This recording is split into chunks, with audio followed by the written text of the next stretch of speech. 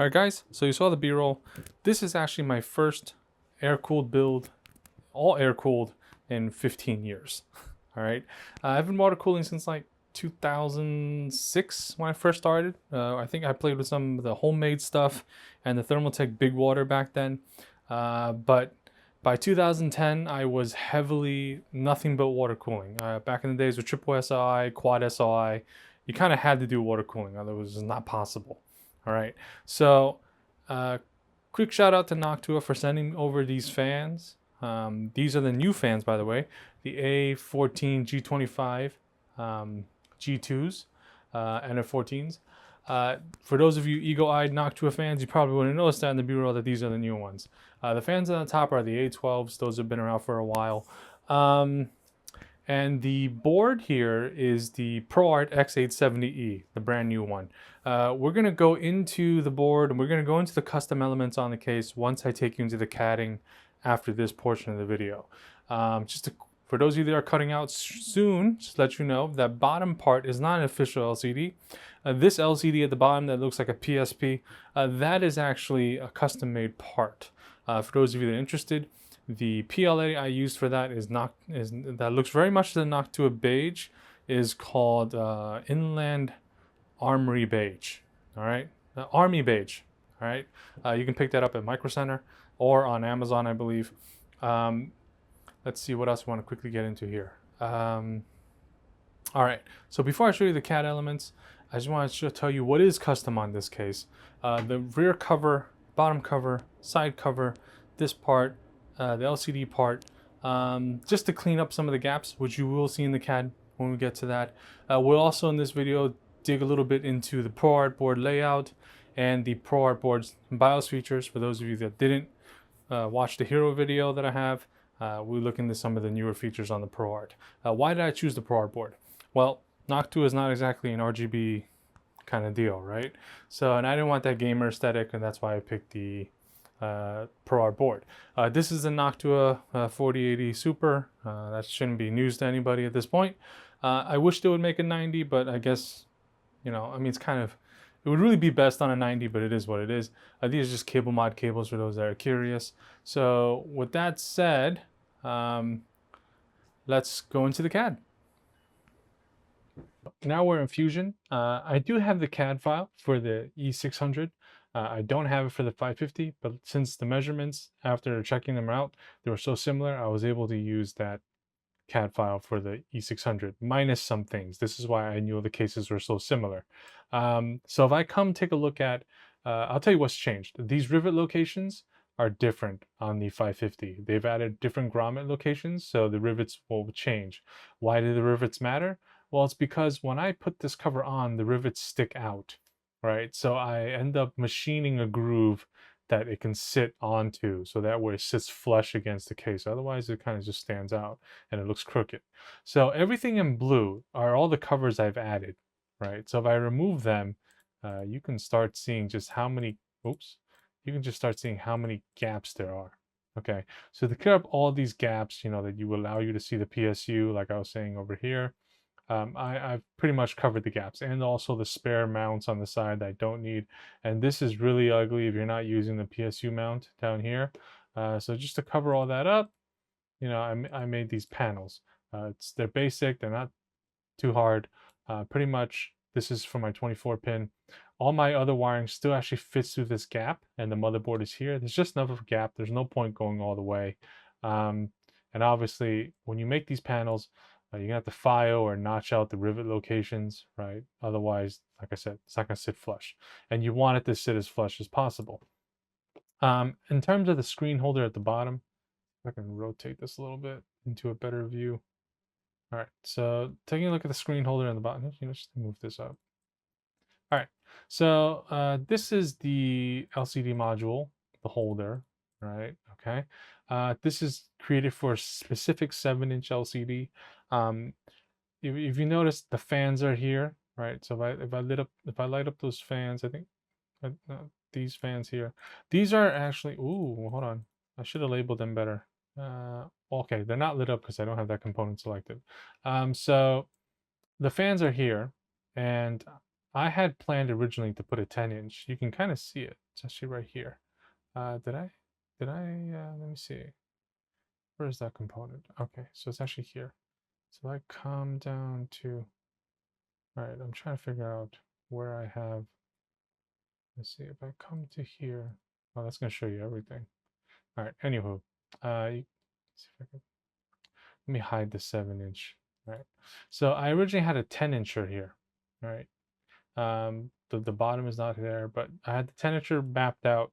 Obviously, this is not the complete file, but I noticed that the moment I place the fans in the diagram, it's gonna, you know, pretty much fail on the fans. That's why I ended up having to go with the 7-inch. I felt that obviously the 10-inch filled it a lot nicer. 9-inch was still too big. 8-inch was too big. So I ended up just fitting with the 7-inch, as you can see.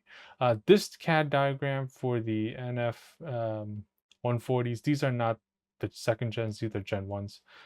So don't feel that if you're wondering why they look off, it's because they're the Gen 1s. So that pretty much explains all the covers and stuff that make it look like the way it does. I pretty much used brown acrylic. Brown acrylic sheet is going to look the same color no matter where you buy it because there's only like 1 or 2 suppliers. Okay, so sorry, that pretty much covers the covers. And then now we'll talk about the ProArt board itself. All right, so here we are in the BIOS. You'll notice right away, for those of you that did not watch my ROG build with the Hero and the BIOS overview in there, you'll notice right away that the BIOS looks crisper. This is not because you're watching it on YouTube. It actually is now running at a 1080p resolution compared to, I think, the 720p they had before. Like all AM5 refresh boards with the X870 chipset, you are going to get the Q dashboard. And obviously, it's my understanding that this will also roll out to Z890 when that becomes available. If you press the insert, you'll take a Q dashboard where you can see, you know, everything you have plugged in. You can see here, I have a USB receiver plugged in here. M2, I have a Samsung SSD. Yes, I understand this is Gen 3. Guys, keep in mind, this is like one of my boot drives. And you can see here, I have 4080 plugged into the first slot. If you want to adjust any setting in relation to that item, you can just click on it, and it'll take you to it right away. Same thing goes for, you know, fans. I have all my fans. There's 8, I think 8, yeah, there's 8 chassis fans in here. They're all going to AIO pump running off, you see it takes the right to fan control, running off a Noctua controller. So I have them, you can see there's 8 points of 8 points that you can set now versus I think before we were up to 4 at most. Now you can have up to 8. You can't reduce the number, but you can clone them to be the exact same value. But I have mine set to 45% max fan speed because it's really not necessary to do any more than that, right? But yeah, so you get the same Q dashboard as you would with the ROG boards that they only showed off. But other than that, some of these things, you know, there's nothing really new here outside. Once again, if we come to tool, the driver hub is here. That's the new thing, right? I have it enabled. It's enabled by default. So with that said, you know, let's just roll into the operating system and we can try that antenna thing that I talked about from my other video. And let's give that a run. All right, guys, since I didn't have a chance to film the board in my hand and go over a quick overview, I'm just going to use the webpage to kind of explain some of the features on this board. Obviously, this board has no RGB, right? But you do get 3 RGB headers. So if you really wanted to, you can still have fun with lights. But yes, so looking on the back here, you'll notice that you get 7 10 gigabit USB ports, 2 X USB 4 ports, with display port 1.4, 8K at 60 Hertz. And the way this works is this DP in right here, you get a very short display port cable inside the box for the motherboard. You are going to connect one end to this side and the other side to your GPU over here. And then that would help you output through these Type-Cs over here. Reason being is some monitors accept that as an input, like a Mac monitor or something like that. Or some other professional grade monitors with USB-Cs.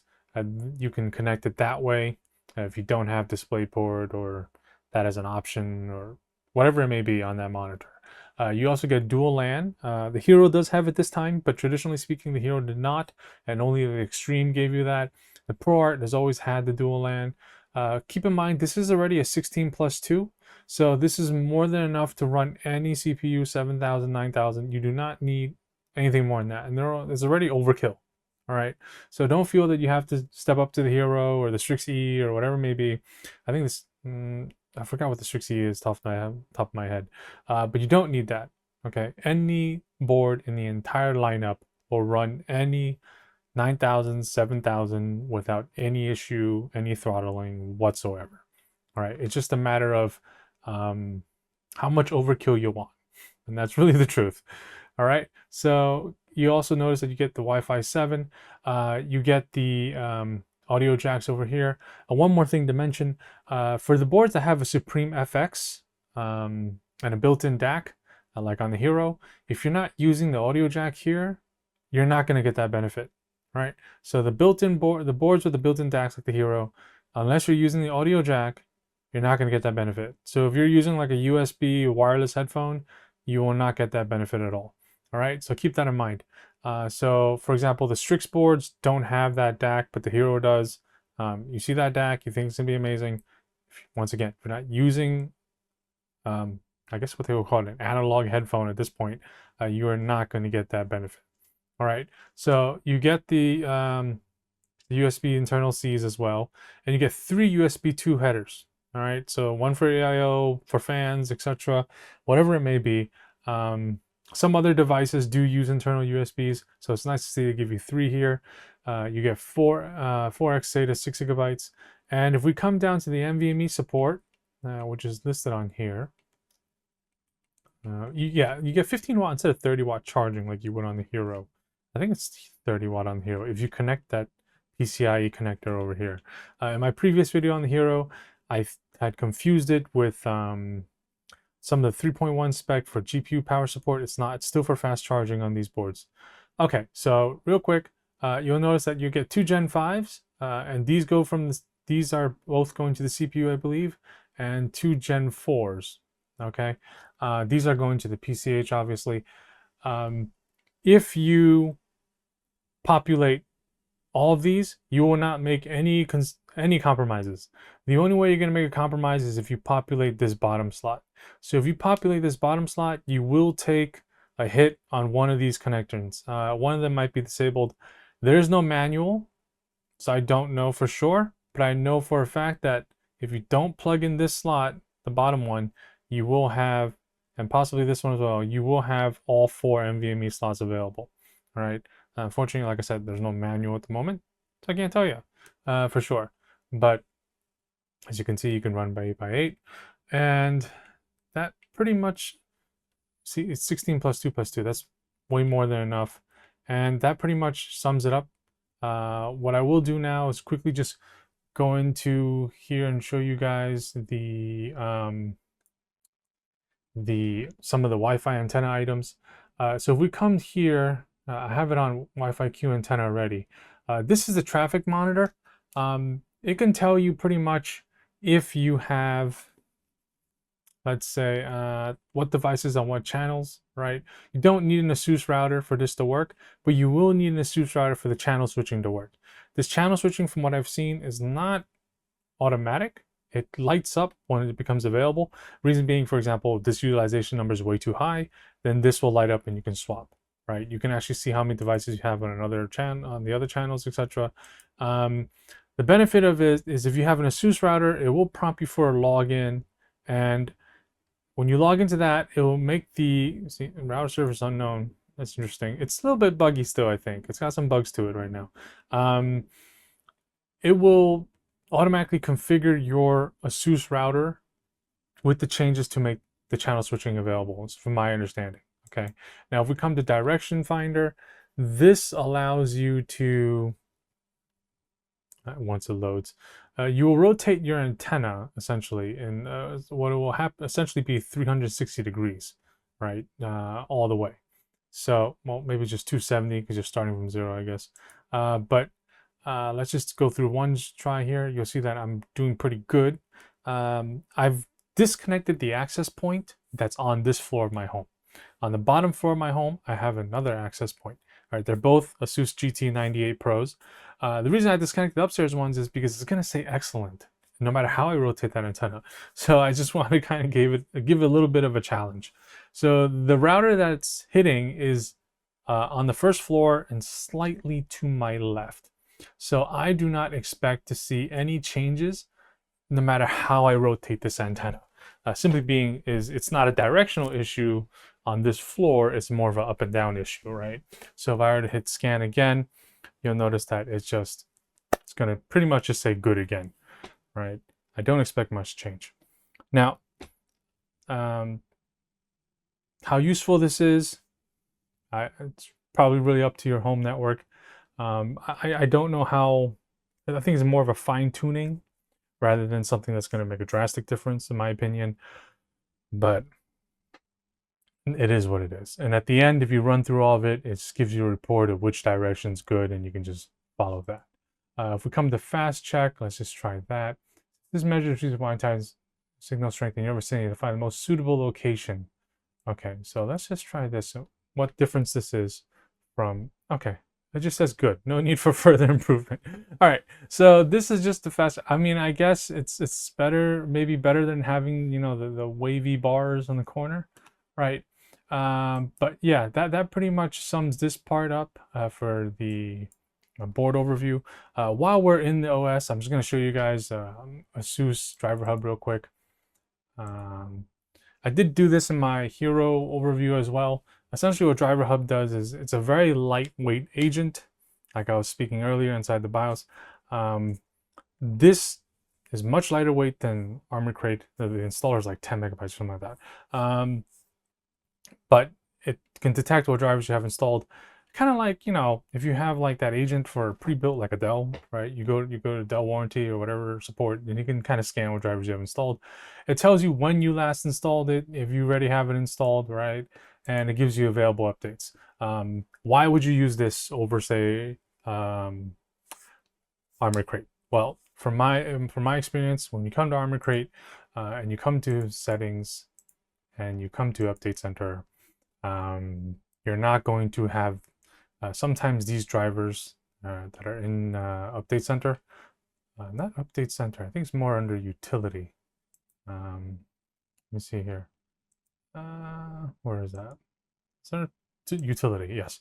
So under Utility, sometimes these drivers that show up here, sorry, here, they will see, this says it's outdated, you know, whatever, I'm not installing it. But sometimes there will be a newer version out, but it won't be an Armor Crate yet. So from what I've seen so far in the past couple of days, while Armor Crate has not updated, ASUS Driver Hub has updated. So also some folks just don't like Armor Crate, which I can understand. But I would say if you haven't used Armor Crate in a while, give it a try. It's actually pretty good now. I used to hate on it a lot, like the very early versions. ASUS never makes it clear that this is like Armor Crate, like version 5 or 6 at this point. It's not the first version anymore. So there have been a lot of changes. There used to be a lot of UI lag. It used to kind of fail, you know, at certain things. But you can see that, you know, they've added things that you couldn't see before, right? And it's just a lot snappier than before. Even just toggling things on and off. I mean, these things, like, they work instantly versus before you hit it and you don't know what's going on and it just hangs sometimes, or it gives you like random things. And also what's good about Armor Crate that if you don't know is that if you buy like ASUS, like you bought a new ASUS GPU, sometimes the RGB is funky or whatever. If you come to the Update Center and you may have some, you know, lighting updates for that component, right? See, like Aura Service.